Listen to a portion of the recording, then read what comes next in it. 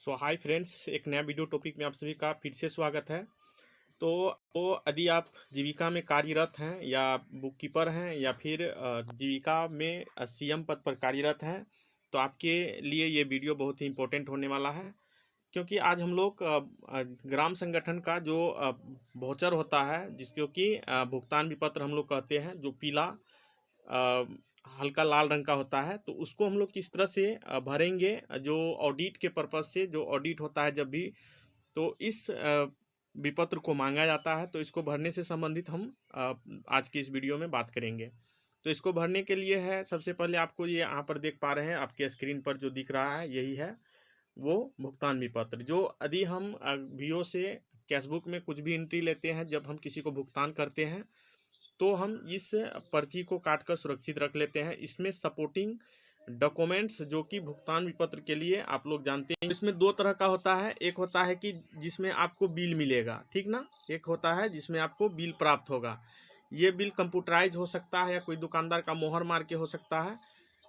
कुछ ऐसा होगा जो कि जिसमें बिल नहीं होगा। जैसे मान के चलिए आप कोई एफएसएफ का खरीदारी करते हैं, जैसे आप मान के चलते हैं, मान के चलिए कि आप वही एफएसएफ का खरीदारी कर रहे हैं। तो आप जब खरीदारी कीजिएगा तो आपको जो है उस समय क्या होगा कि आप जो है आपको वहाँ पे बिल मिलेगा, आपको जो है बिल मिलेगा। तो बिल जो है वह कंप्यूटराइज हो सकता है या फिर मोहर मार के आपको देगा। तो उसको जो है, जो बिल काटिएगा, इस डॉक्यूमेंट्स के साथ, इस पर्ची के साथ जो है उसको सपोर्टिंग में एक सादा कागज़ पर चिपका के आपको रखना होगा। जो ऑडिट जब होगा, जो फिनंशियल ईयर वित्तीय वर्ष का जो ऑडिट होता है उसका उसमें ये काम आता है। तो ये हो गया पहली बात। दूसरी बात, कुछ ऐसा भी होगा जबकि आपको बिल नहीं मिलेगा। जैसे अब दीदी कहीं जा रही है, तो जाने आने में ऑटो वाला जो है उस दीदी को बिल नहीं देगा।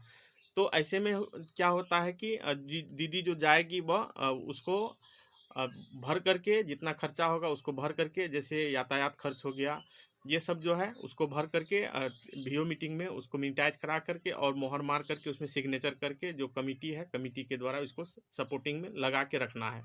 तो ये हो गया। इसको भरने के लिए ज़रूरी ये है कि इसका जो खाता शीर्ष है, जो विपत्र में जो खाता शीर्ष लिखा जाता है, इसको जानना ज़रूरी है। तो पहले चलिए हम लोग इसको भरने सीखने के पहले हमको खाता शीर्ष को जानना होगा। तो चलिए सबसे पहले हम उसको देखते हैं। तो खाता शीर्ष जो है, तो यहाँ पर आप देख पा रहे हैं, ये है खाता शीर्ष, जैसा कि आप सभी को दिख रहा होगा। और ये आपका देखिए खाता शीर्ष में जो भुगतान का मद है, यहाँ ऊपर में देख सकते हैं। इसी हेड को यूज करना है आपको विपत्र काटने में। जैसे देखिए एसएचजी सीआईएफ ऋण, तो इसका जो अब भुगतान में इसको लेना है, इसके रिलेटेड हम जो है जानकारी आपको कैशबुक कैसे एंट्री किया जाता है उसके बारे में अलग से वीडियो में बताएंगे, लेकिन इस खाता शीर्ष को आपको जानना होगा।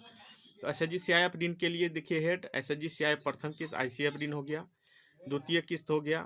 उसके बाद एसएचजी सीआईएफ एचआरएफ ऋण हो गया। उसके बाद एसएचजी सीआईएफ लेवलीहुड ऋण हो गया। एसएचजी सीआईएफ सिक्योरिटी ऋण हो गया। ये हो गया। सामान्य ऋण भी एसएचजी सीआईएफ एसएचजी सामान्य ऋण हो गया। उसके बाद देखिए एसएचजी बैंक ऋण और सीएलएफ बीपीआई से प्राप्त सीआईएफ ऋण पर मूलधन वापसी, ये जो है इसमें भुगतान में जाएगा। ये भी देखिए सीएलएफ बीपीआई से प्राप्त सीआईएफ ऋण पर ब्याज प्राप्त भुगतान, ये भी है।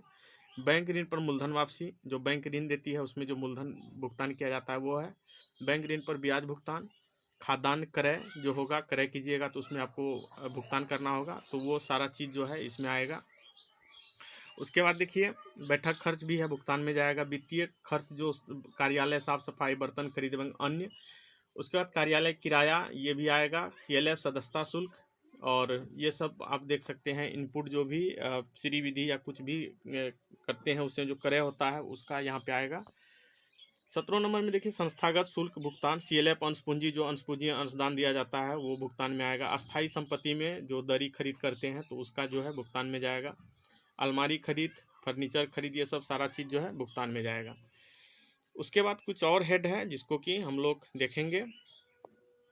उसके बाद यहाँ पर आप देख पा रहे हैं कि इधर देखिए आप 7 नंबर में खाद्यान्न क्रय अनुदान खर्च, प्रशिक्षण एवं परिभ्रमण, जो यदि किसी तरह का प्रशिक्षण यदि देंगे तो उसमें जो भी खर्च होगा वो इसी कैटेगरी में आएगा। परिवहन खर्च, ढुलाई खर्च जो एफएसएफ का खरीदारी कीजिएगा उसको जो लोडिंग अनलोडिंग का होता है वो इसमें आता है।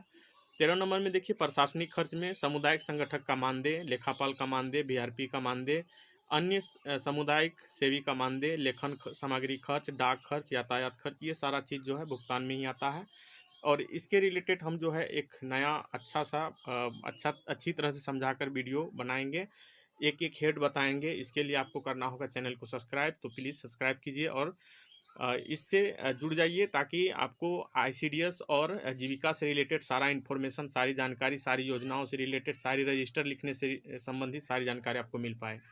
उसके बाद यहाँ देखिए मशीन रखरखाव खर्च, बर्मी पीट टीएससी खर्च, अन्य ग्राम संगठन से लेन देन, अन्य भुगतान जैसे एसएचजी लेवलीहुड कार्यक्रम, तो सीएलएफ लेवलीहुड कार्यक्रम, ये सारा चीज़ जो है इसके अंतर्गत आता है। तो इसी खाता शीर्ष का यूज हम लोग करेंगे और इसको भरेंगे। तो चलिए हम अब चलते हैं भुगतान विपत्र की ओर। तो ये रहा हमारा भुगतान विपत्र। सबसे पहले यहाँ पर डेट भरिएगा, जो डेट जो है कहाँ से भरना है, कैशबुक से भरना है। इसको भरने के पहले आप जो है कैशबुक को भर लीजिएगा। यहाँ पर कैशबुक से डेट, जिस डेट में आप वाउचर काटिएगा जिस डेट का, वो डेट दीजिएगा। और यहाँ पर देखिए नंबर इसमें किया हुआ है, इसमें नंबर देने की ज़रूरत नहीं है, ये नंबरिंग किया हुआ ही आता है, प्रिंटेड आता है। उसके बाद देखिए ग्राम संगठन का नाम यहाँ पर दीजिएगा, जिस वीओ का आप बनाइएगा उस वीओ का नाम दीजिएगा। और उसके बाद देखिए भुगतान मद, यहीं पर आपको जो है खाता शीर्ष लेना है। यदि मान के चलिए हम कोई सामान खरीदे हैं, कलम खरीदे हैं, तो यहाँ लेखन सामग्री में आएगा। यदि हम भुगतान किए हैं, तो यदि दीदी कहीं गई है, जो जीविका समूह की दीदी होती है जो कहीं गई है, तो यहाँ पर यातायात खर्च आएगा। यहाँ पर यातायात खर्च हम लोग भरेंगे। यदि लिखने में गया है तो लेखन खर्च भरेंगे। यदि मान के चलिए एफएसएफ का जो लोडिंग अनलोडिंग में, तो वह क्या होगा, ढुलाई खर्च होगा। यदि लाने में हुआ है तो परिवहन होगा। तो इस तरह से हम लोग जो है इसको आसानी से भर सकते हैं। बस यहाँ पर हम लोग खाता शीर्ष भरेंगे। उसके बाद क्रम संख्या देना है कि यहाँ पर जो बिल में का अमाउंट रहेगा उसको डिटेल से विवरण के साथ भरना है। मान के चलिए यदि हम यहाँ पर लेखन खर्च लिख रहे हैं, तो लेखन खर्च में यहाँ पर छोटा सा हम लिखेंगे विवरण कि इतना कलम, इतना रुपया, इतना इतना रुपया करके इतना कलम, कॉपी, ये सब रजिस्टर लिया गया। बिल नंबर देना है, एक नंबर, जैसे कि ये सपोर्टिंग डॉक्यूमेंट रहेगा वो देना है। और कितना अमाउंट का खरीदे हैं यहाँ अमाउंट देना है। तो इस तरह से इसमें अमाउंट भरना है। और अमाउंट भरने के बाद जो मान के चलिए यहाँ 500 है, तो 500 करके इसे काट देंगे। उसके बाद यहाँ पर देंगे 500, तो ये हो गया। उसके बाद देखिए नगद में भुगतान किए हैं, चेक में। यदि आप भुगतान कीजिएगा तो दो तरह से भुगतान होगा। एक होगा कि नगद में जो छोटा छोटा अमाउंट रहेगा, जैसे कलम खरीदे तो आप नगद में कीजिएगा।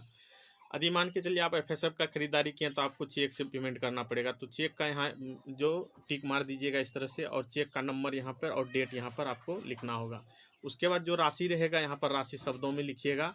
मान के चलिए 1000 रुपया, तो यहाँ पर लिखिएगा 1000 रुपया, ऐसे करके लिखिएगा। उसके बाद यहाँ प्राप्तकर्ता का हस्ताक्षर और होगा। उसके बाद यहाँ पर लेखापाल इसका साइन करेगा। अध्यक्ष, सचिव, कोषाध्यक्ष जो है इसको यहाँ पर साइन करेगी और यहाँ पर मोहर मार के इसको वेरीफाई करके सुरक्षित रख लेना है। बस यही प्रोसेस है, इसको इस तरह से आप लोग आसानी से भर सकते हैं। ये तो हो गया भुगतान विपत्र, जैसा कि आप सभी देख पाए। इसके बाद है प्राप्ति विपत्र। इसका भी हम नेक्स्ट वीडियो आप लोग इंतज़ार कीजिए और इससे जुड़ जाइए ताकि आपको समय समय पर वीडियो मिलता रहे। तो आज की इस वीडियो टॉपिक में बस इतना ही। भुगतान विपत्र कैसा लगा कमेंट जरूर कीजिएगा, ताकि और भी बेहतर करने का प्रयास मेरे द्वारा किया जा सके।